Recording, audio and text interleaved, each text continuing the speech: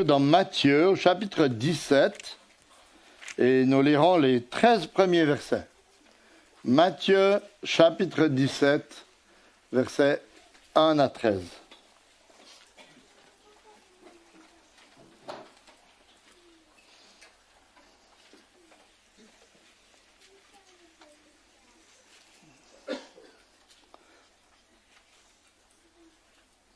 Six jours après, Jésus prit avec lui Pierre, Jacques et Jean, son frère, et il les conduit à l'écart sur une haute montagne. Il fut transfiguré devant eux. Son visage resplendit comme le soleil et ses vêtements devinrent blancs comme la lumière. Moïse et Élie leur apparurent. Ils s'entretenaient avec lui.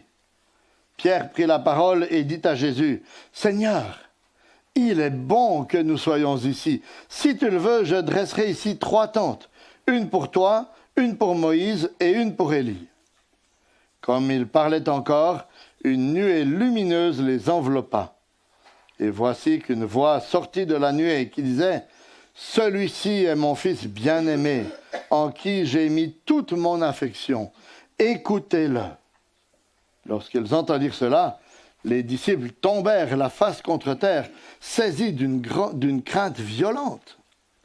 Mais Jésus s'approcha, les toucha et dit, « Levez-vous, soyez sans crainte. » Ils levèrent les yeux et ne virent que Jésus seul.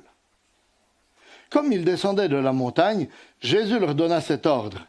Ne parlez à personne de cette vision jusqu'à ce que le Fils de l'homme soit ressuscité des morts. Les disciples lui posèrent cette question. Pourquoi donc les scribes disent-ils qu'Élie doit venir d'abord? Il répondit, il est vrai qu'Élie vient rétablir toutes choses, mais je vous dis qu'Élie est déjà venu et qu'ils ne l'ont pas reconnu et qu'ils l'ont traité comme ils l'ont voulu. De même, le Fils de l'homme va souffrir de leur part.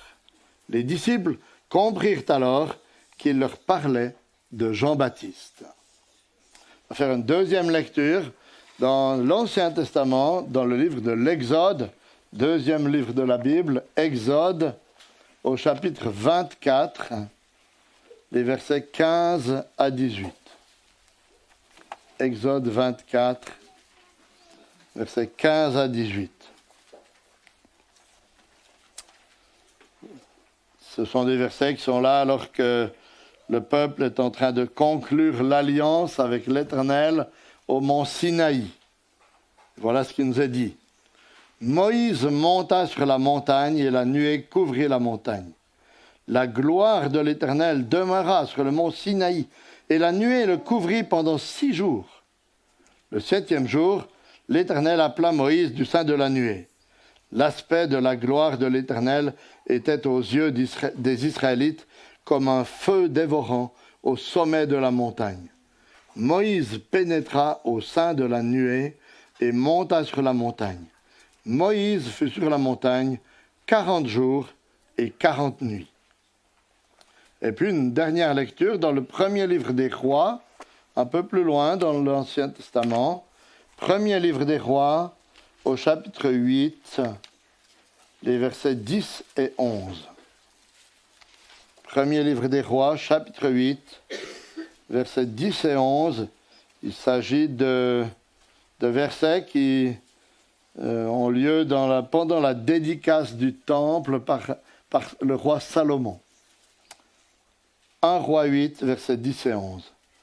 Au moment où les sacrificateurs sortirent du lieu saint, la nuée remplit la maison de l'Éternel. Les sacrificateurs ne purent pas y rester pour faire le service à cause de la nuée, car la gloire de l'Éternel remplissait la maison de l'Éternel. Jusqu'ici, nos lectures dans la parole inspirée de Dieu. C'est le moment maintenant où les enfants les plus jeunes peuvent sortir pour aller à l'école du dimanche avec Timothée Yoder.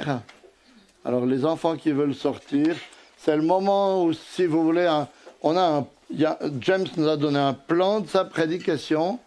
Si vous voulez un plan, vous levez la main et quelqu'un vous en apportera. Alors, Valentin, tu peux apporter là-bas? 1, 2, 3. Ouais, 3. Ici.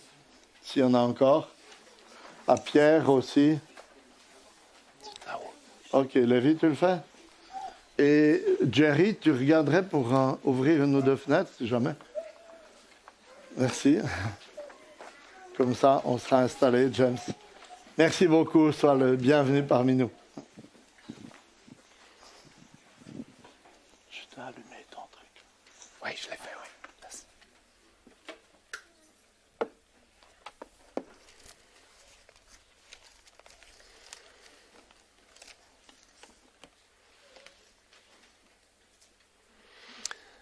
C'est un privilège pour Myriam et moi d'être des vôtres aujourd'hui. Merci beaucoup pour l'invitation. On garde un souvenir très heureux de la collaboration entre une équipe de l'Institut biblique belge à l'époque et cette église. En 2018, peut-être, ça remonte à il y a quelques années. Et je voulais vous remercier, Église, dans sa globalité, pour l'accueil que vous avez réservé à la famille Mazur dès leur arrivée il y a 18 mois ou quelque chose comme ça. Je voulais te remercier particulièrement pour l'encadrement de Valentin. Et beaucoup de personnes qui mesurent le privilège que cela représente. Merci aussi à l'Église et à toi pour les autres marques de collaboration avec l'Institut biblique de Bruxelles, y compris tes prédications à l'occasion de notre week-end de retraite et ton implication professorale, entre autres. Et donc, nous nous tournons vers Matthieu 17 pour notre prédication maintenant.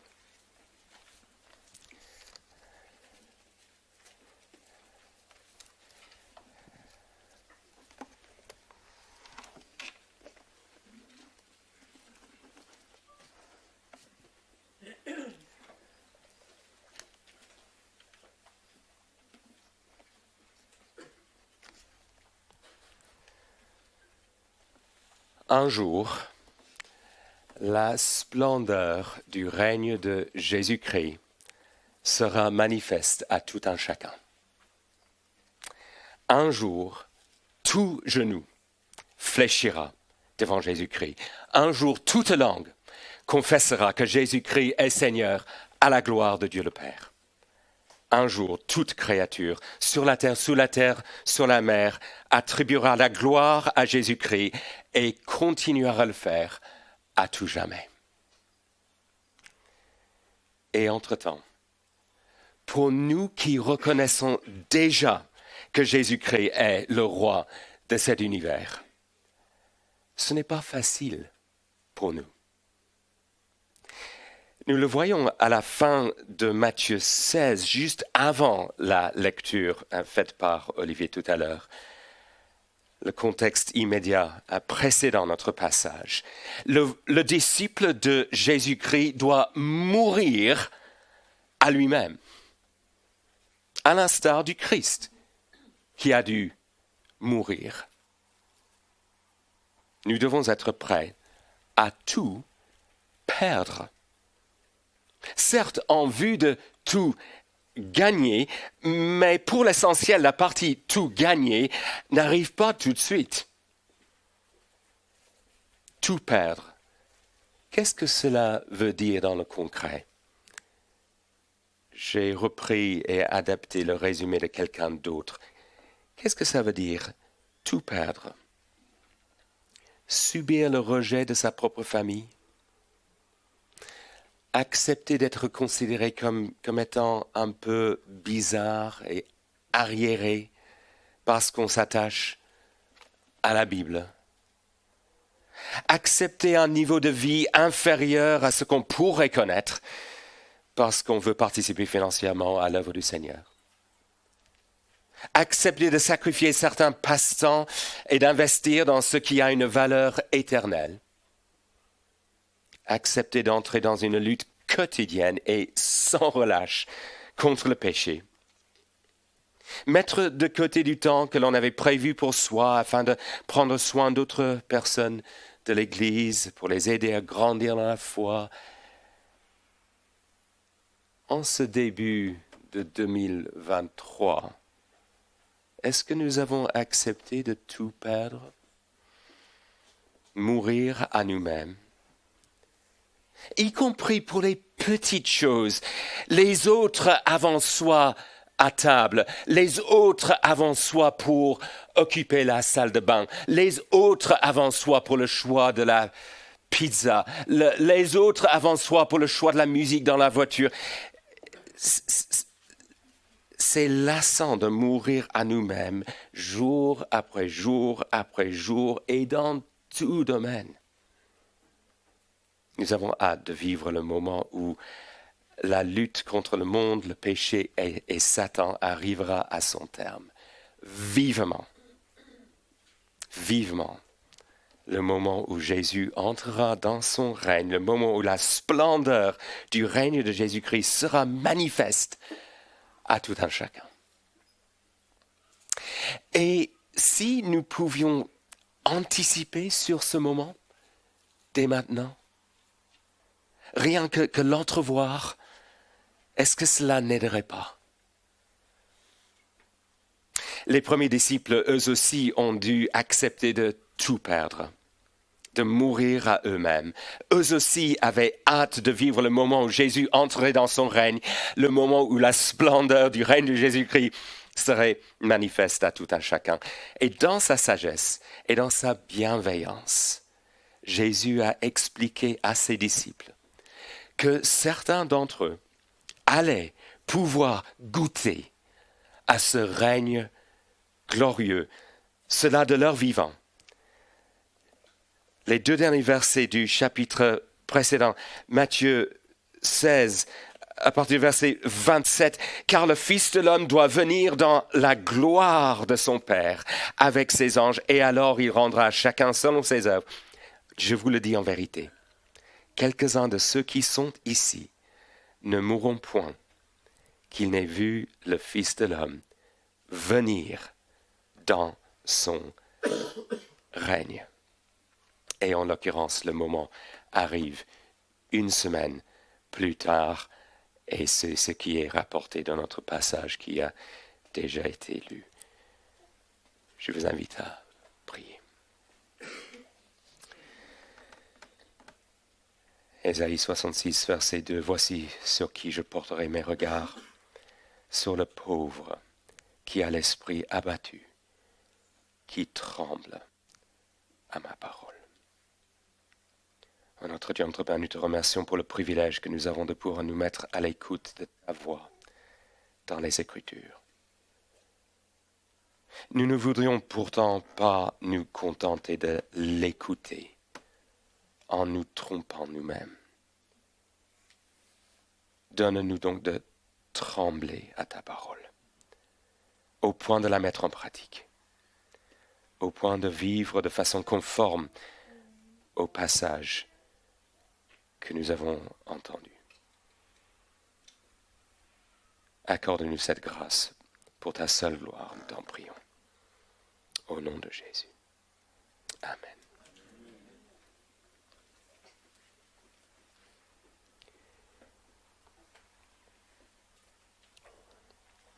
Le 30 juin 2017, je suis assis avec mes collègues de l'Institut biblique dans un café au centre-ville de Bruxelles. L'un de mes collègues se penche en avant pour me dire « Je vois que la Majesté nous a rejoints. »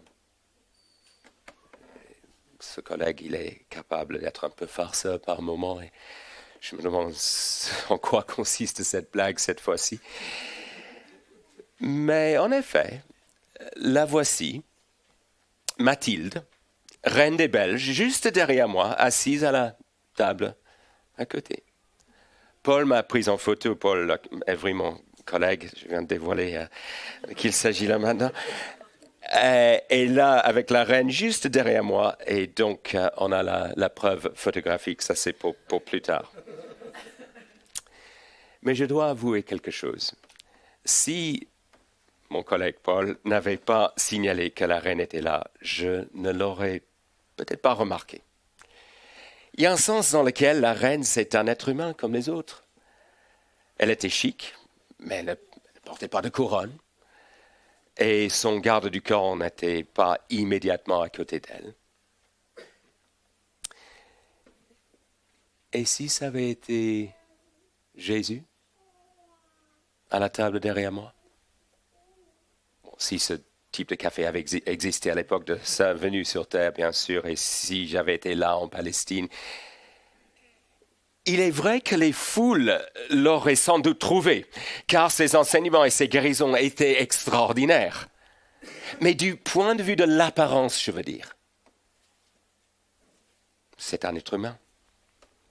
Et il était comme les autres durant sa vie sur Terre, certes divin aussi, mais il ne portait pas de couronne et il n'y avait pas de moyens physiques, me semble-t-il, permettant de constater qu'il était Dieu.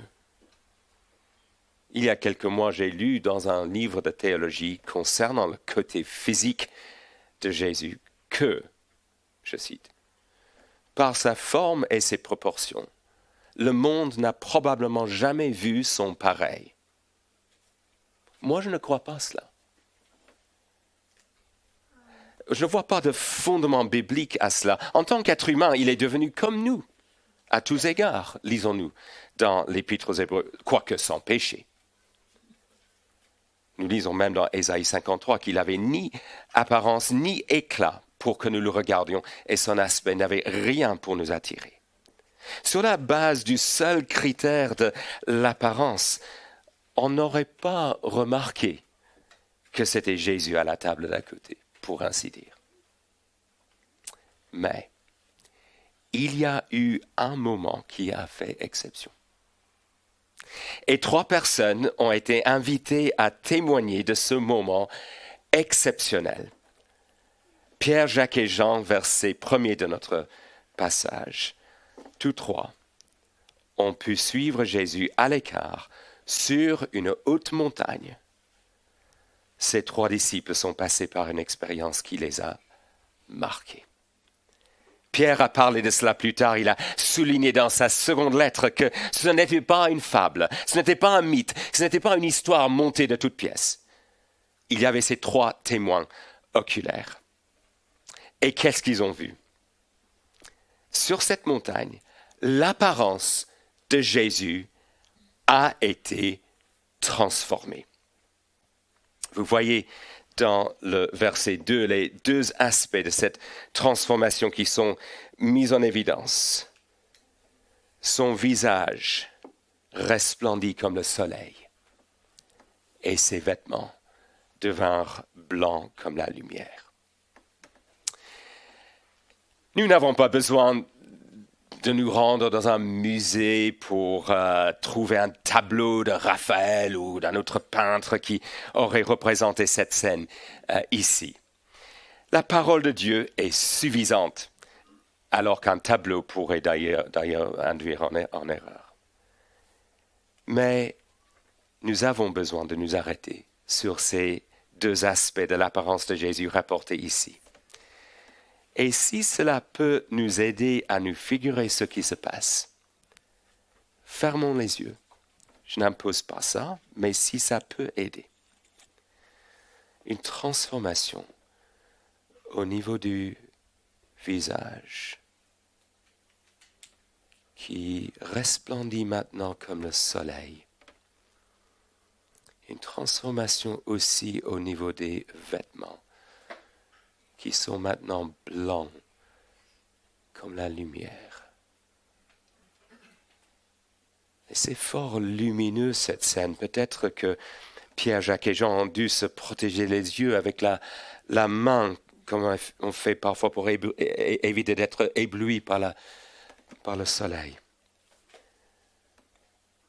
À la fois pour ce qui est du visage et pour ce qui est des vêtements, la lumière est soulignée dans ce texte. Même la nuée qui arrive un peu plus tard, verset 5, décrite, la nuée aussi décrite comme étant lumineuse. Quelle est la signification de tout cela? Eh bien, vous vous souvenez peut-être de ce que dans l'Ancien Testament, le visage de quelqu'un d'autre a rayonné à un moment donné, et cela grâce à une expérience sur une montagne.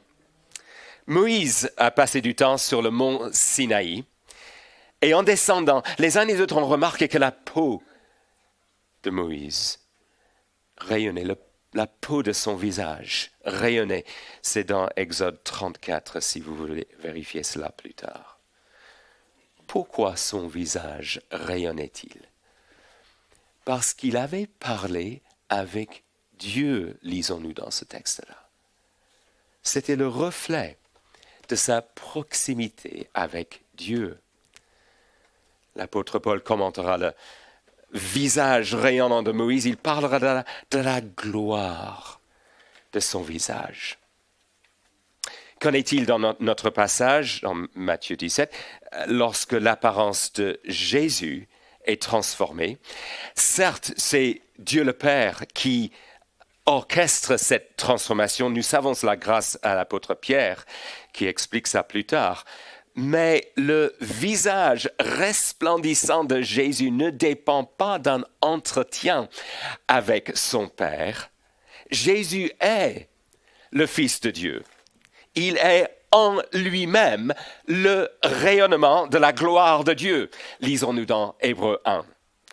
Et Pierre, Jacques et Jean ont pu percevoir la réalité de cette gloire sur la montagne. Et les vêtements, blancs comme la lumière. Cela rappelle l'apparence de Dieu dans Daniel 7. L'ancien des jours dont le vêtement était blanc comme la neige.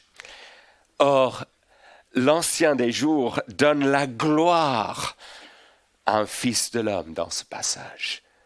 Il donne la domination, la gloire et le règne à ce Fils de l'homme, dont le règne sera absolu et éternel. Le Fils de l'homme jouit du même statut que l'ancien des jours dans ce passage. Qui est ce Fils de l'homme? Jésus. Et lui emploie ce titre Fils de l'homme pour parler de lui-même. Il le fait 2 fois rien que dans notre passage. Avec cette expression, donc, Fils de l'homme, il ne faudrait pas avoir en tête simplement un homme, mais le roi de l'univers. Et pas n'importe quel roi non plus, mais celui qui règne de façon totale, universelle et éternelle. Et la nuée, un peu plus loin au verset 5, qu'est-ce que la nuée connote?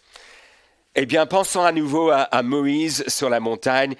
On a entendu Exode 24, c'est cette gloire qui a conduit les Israélites dans le désert, qui a rempli le tabernacle et le temple. On a entendu un roi 8 aussi. Rappelons-nous la dédicace du temple. La nuée remplit le temple, la gloire remplit le temple. Et donc, fermons les yeux si ça peut aider. Et nous pouvons nous figurer le visage qui resplendit comme le soleil, les vêtements blancs comme la lumière, la nuée lumineuse qui va bientôt les couvrir. Et nous pouvons ainsi entrevoir avec émerveillement la gloire de notre roi divin. Pierre précisera plus tard qu'à cet instant, il a vu de ses propres yeux la majesté de notre Seigneur Jésus-Christ. Dans cet épisode, le Seigneur Jésus-Christ a reçu de Dieu le Père honneur et gloire. Ça, c'est l'apôtre Pierre qui le dira. Voici donc un avant-goût de ce que cela donnera pour Jésus une fois sa mission sur terre accomplie. Dans cet épisode sur la montagne, un coin du voile est soulevé. Or, Jean est l'un des autres témoins oculaires sur la montagne. Et lui aura plus tard une vision du Jésus ressuscité. Et Jean précisera que, je cite, « Son visage était comme le soleil qui brille dans sa force. » Ça, c'est Apocalypse 1, si vous voulez vérifier cela plus tard. Mais le Jésus ressuscité, c'est pour plus tard, ici, avant l'heure, en quelque sorte, les 3 disciples peuvent entrevoir comment sera leur roi dans toute sa splendeur. Et après avoir entendu parler de la mort de Jésus qui les décourage, après avoir entendu parler de la mort à eux-mêmes, normalement, cette scène devrait les aider, devrait les rassurer, devrait les fortifier dans la poursuite de la mort à eux-mêmes. Et c'est semblable pour nous. C'est comme si un soldat lambda, au moment de partir au combat, au moment de sortir de sa tranchée, recevait une vision spéciale du grand général de l'armée ou de son roi victorieux. Et après la bataille, mais par avance, comme pour dire « victoire !» Vous voyez que nous pouvons être rassurés alors que nous devons mourir à nous-mêmes, rassurés car notre Maître vient dans toute sa gloire et pas simplement pour 3 personnes, car tout œil le verra. Apocalypse 1, ici c'est juste un avant-goût dans notre passage. Mais même ici, nous ne devrions pas sous-estimer la gloire. Il est vrai que nous pouvons avoir des questions concernant Moïse et Élie, verset 3.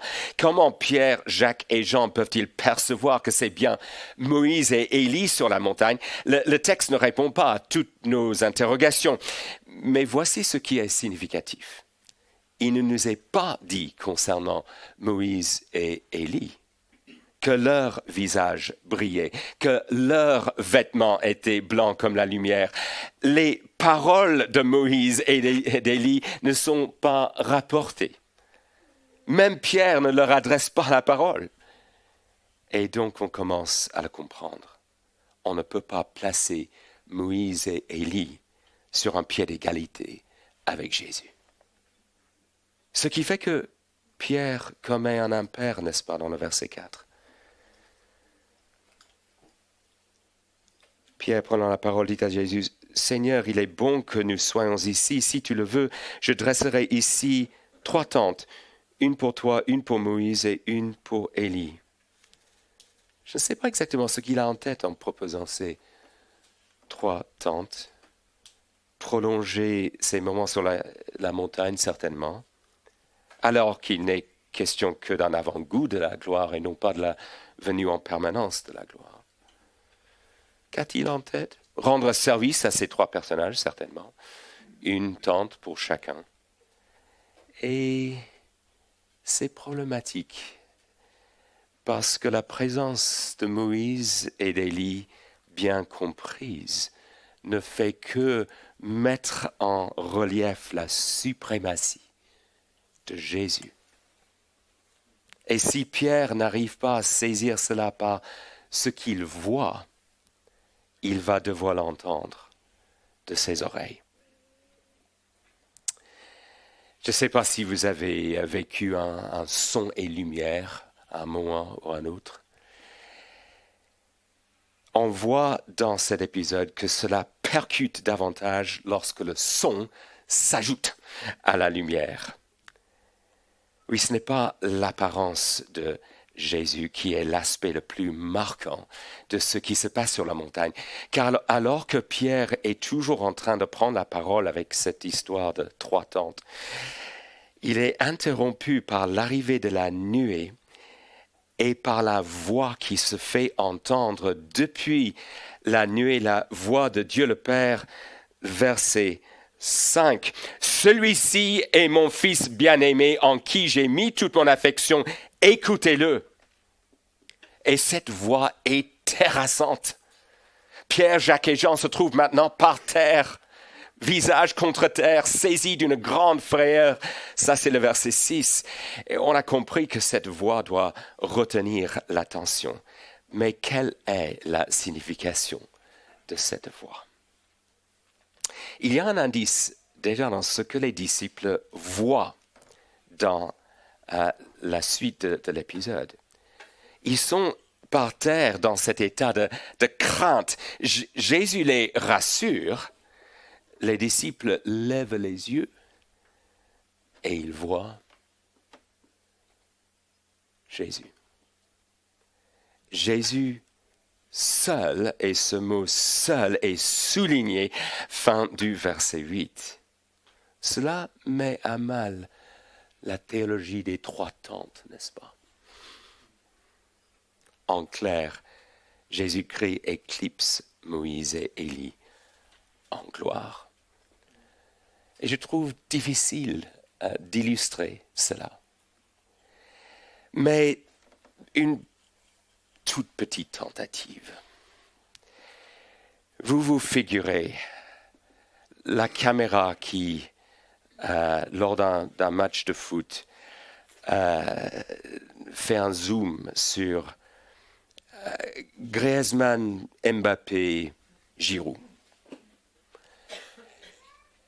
Et tout le monde sait lequel des trois est le roi. Mais à un moment donné, donc, Griezmann et Giroud soulèvent Mbappé.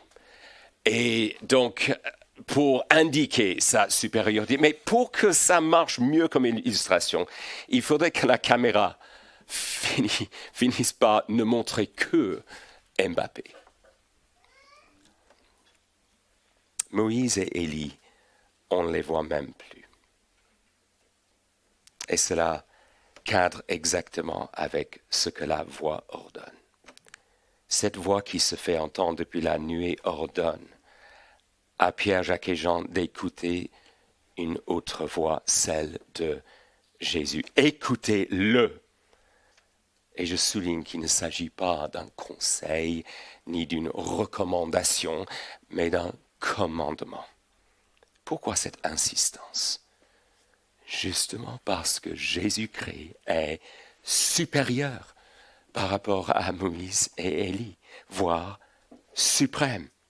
Et trois considérations à cet égard émergent de notre passage. Nous sommes dans la deuxième partie, donc à la deuxième page, si vous êtes en train de suivre en utilisant le plan.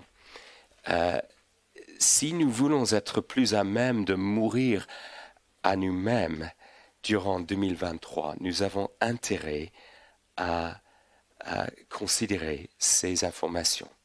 Dans quelle mesure nous rendons-nous compte de la suprématie de Jésus-Christ?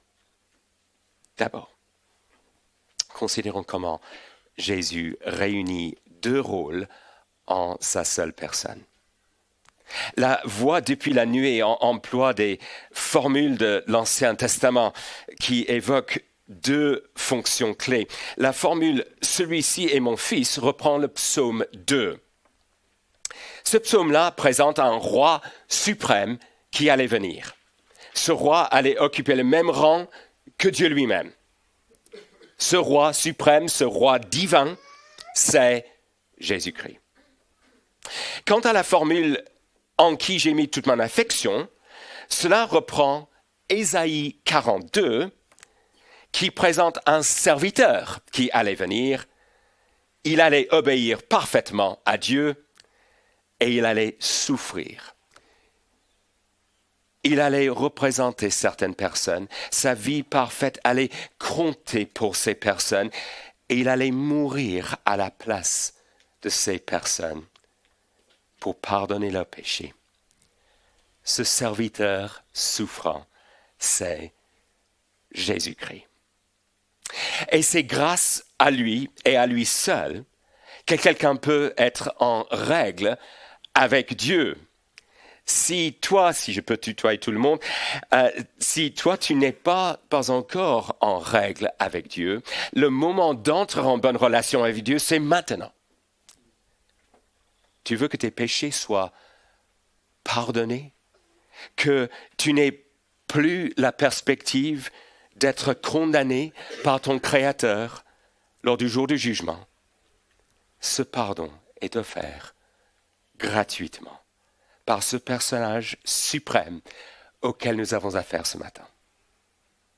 Car il a été condamné à ta place, si tant est que tu reconnaisses qu'il est ton roi.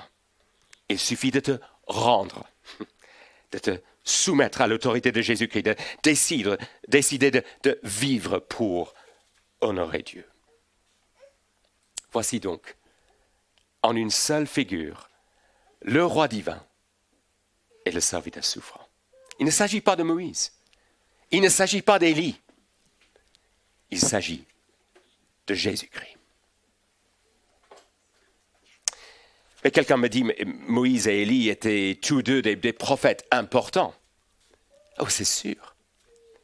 Mais cela nous amène à notre deuxième considération concernant la suprématie de Jésus-Christ. La voix depuis la nuée dit aussi, écoutez-le, et cela reprend Deutéronome 18, passage qui présente un prophète qui doit venir. Ce prophète sera comme Moïse, mais supérieur à Moïse. Ce prophète, c'est Jésus-Christ. Il faut l'écouter. Et Élie, pourquoi est-ce que lui aussi apparaît sur la montagne? Quel est son rapport avec Jésus-Christ? Voici notre troisième considération. Et vous l'aurez remarqué dans la lecture faite par Olivier tout à l'heure, les disciples, eux aussi, ont des questions concernant Élie. Il y a une attente comme quoi Élie doit venir, verset 10. Le prophète Malachi avait précisé cela. C'est une juste attente, une bonne attente. Jésus confirme cela dans le verset 11. Mais le personnage dans Malachi qui devait venir n'est pas littéralement le prophète Élie. Cet Élie qui vient n'est pas celui qui avait concurrencé avec les prophètes de Baal sur le mont Carmel, qui avait été enlevé au ciel, qui avait balisé le chemin de son successeur Élisée. Non, il est question de quelqu'un qui est calqué sur Élie, qui ressemble à Élie, un nouvel Élie ou un Élie bis si vous préférez. Il se révèle que cet Élie bis est Jean-Baptiste. Et si vous avez des doutes à ce propos, je vous renvoie au dernier verset de notre passage, au verset 13. Or, cet Élie bis Jean-Baptiste est un personnage important. Jésus parle de sa grandeur dans le chapitre 11 de l'évangile de Matthieu. Il est supérieur à l'Élie précédent. Et l'une des clés de sa grandeur est expliquée en Matthieu 11, les versets 13 et 14. C'est Jésus qui parle. Car tous les prophètes et la loi ont prophétisé jusqu'à Jean. Et si vous voulez le comprendre, c'est lui qui est l'Élie qui devait venir. Jean-Baptiste, c'est le dernier prophète. Jean-Baptiste, c'est l'avant-coureur, celui qui pointe immédiatement du doigt Jésus-Christ. Jean-Baptiste, c'est celui qui dit, voici l'agneau de Dieu qui ôte le péché du monde. Mais on rebascule sur notre passage dans le chapitre 17. Et que se passe-t-il d'après le verset 12? Jean-Baptiste est mis à mort. Jean-Baptiste décapité, malgré son statut de grand prophète. Pourquoi mentionner tout cela? Parce que Jean-Baptiste est l'avant-coureur, de par sa mort aussi. Verset 12. Le Fils de l'homme, Jésus-Christ, devra mourir également. Et de même que Élie prépare le terrain pour Élisée, Élie bis prépare le terrain pour Élisée bis. Élisée bis, Jésus-Christ, est supérieur à Élie, supérieur à Élie bis, Jean-Baptiste, supérieur à Élisée. Exemple, 2 Rois 4, Élisée multiplie des pains. Il donne à manger à 100 hommes avec 20 pains et du blé nouveau. Mais vous le savez bien, Jésus multiplie des pains à beaucoup plus grande échelle que cela. Jésus-Christ est supérieur à Moïse, à Élie, à tout autre personnage. Il est suprême et on l'écoute. On l'écoute en tremblant.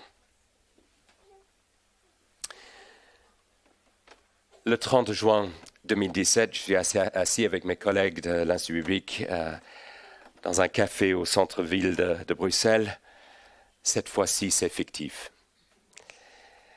L'un de mes collègues se penche en avant pour me dire « Tu n'as pas oublié ton rendez-vous avec la reine ?» Je réponds « Elle peut attendre. » Et en fait, je préfère généralement parler avec son garde du corps. Ce serait absurde, n'est-ce pas?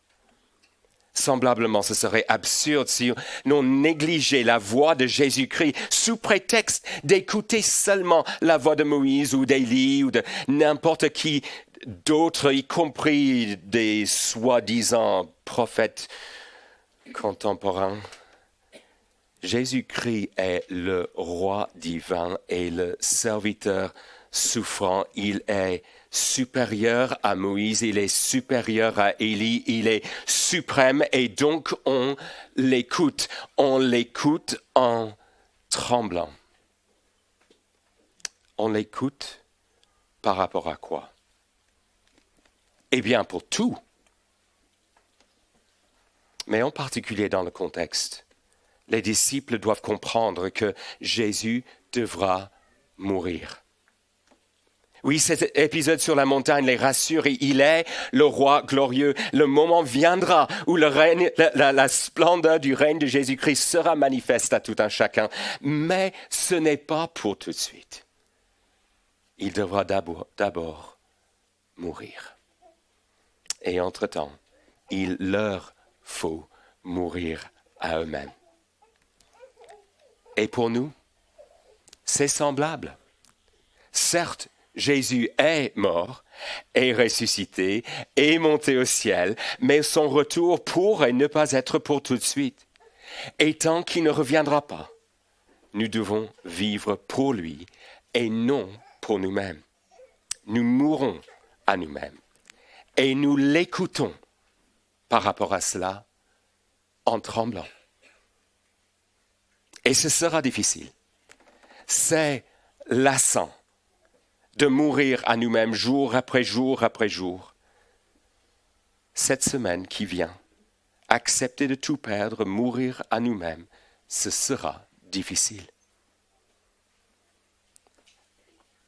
Il y a quelques mois, une jeune stagiaire dans une église en France m'a posé cette question. Qu'est-ce que tu dis, James? Qu'est-ce que tu dis à des croyants qui disent « Je suis fatigué de vivre comme ça. Vivre pour Jésus-Christ, lutter contre le péché. » Ma réponse sur le champ, c'était que j'aurais envie de passer du temps avec les personnes qui diraient ça, avoir une longue conversation pastorale ou une conversation suffisamment longue pour gratter un peu pour savoir ce qui provoque la remarque. Mais nous pouvons toutes et tous comprendre que c'est fatigant. Nous avons régulièrement besoin d'être boostés. Et donc, nous fermons les yeux et nous nous figurons notre roi divin, le visage resplendissant, les vêtements lumineux, la nuée lumineuse. Nous entrevoyons la gloire de Jésus, notre roi.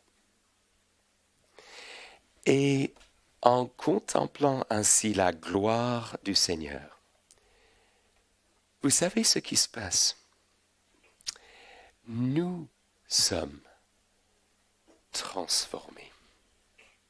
Non pas au niveau du visage, non pas au niveau des vêtements, mais nous sommes transformés au niveau du caractère. 2 Corinthiens 3, 18. Transformés de gloire en gloire par le Saint-Esprit. Et nous trouvons que nous avons de plus en plus le courage et l'élan nécessaires pour mourir à nous-mêmes et pour vivre pour celui qui est mort et ressuscité pour nous. Car nous le savons, notre roi suprême, il revient dans la gloire et il régnera au siècle des siècles. Amen.